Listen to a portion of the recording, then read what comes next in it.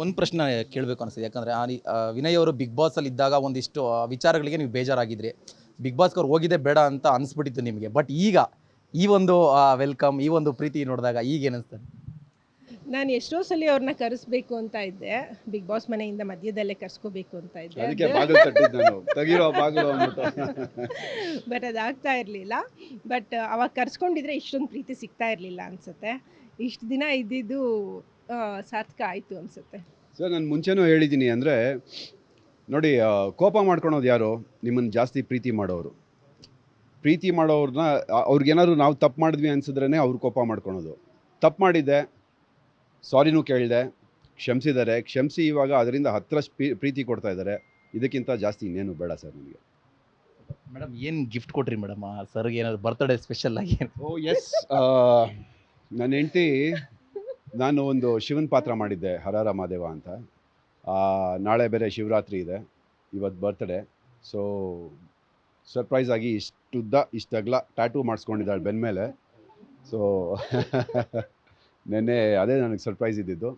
And Prashant ಅಂದ್ಬಿಟ್ಟು ancient tattoo studio ತುಂಬ ಚೆನ್ನಾಗಿ ಮಾಡಿದ್ರು, ಅಲ್ಲೇ ಇದ್ದಾರೆ. ಸೇಮ್ ಒಂದು ಫೋಟೋ ಕಾಪಿ, ಜೆರಾಕ್ಸ್ ಕಾಪಿ ಇಳಿಸ್ದಂಗೆ ಇಳಿಸಿದ್ದಾರೆ ಫುಲ್ಲು ಒಂದು ಫೋಟೋನ. ಸೊ ಅದು ನನಗೆ ಸರ್ಪ್ರೈಸ್ ಗಿಫ್ಟ್ ಆಗಿತ್ತು ನೆನ್ನೆ.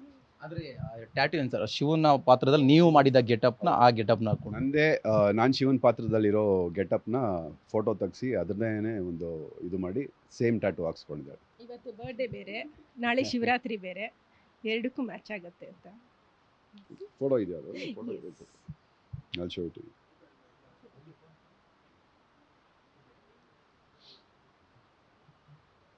ಅಷ್ಟು ನೋವು ತೊಗೊಂಡು ಕೂತಿಲ್ಲಲ್ಲ, ಅದೇ ನನಗೆ ಆಶ್ಚರ್ಯ ಆಗಿದ್ದು. ನಾನು ಒಂದು ಟ್ಯಾಟೂ ಮಾಡಿಸಿದ್ದೀನಿ, ಅದು ಇವತ್ತು ಸಂಜೆ ರಿವೀಲ್ ಮಾಡ್ತಾಯಿದ್ದೀನಿ ನೋಡಿ. ಇದೆ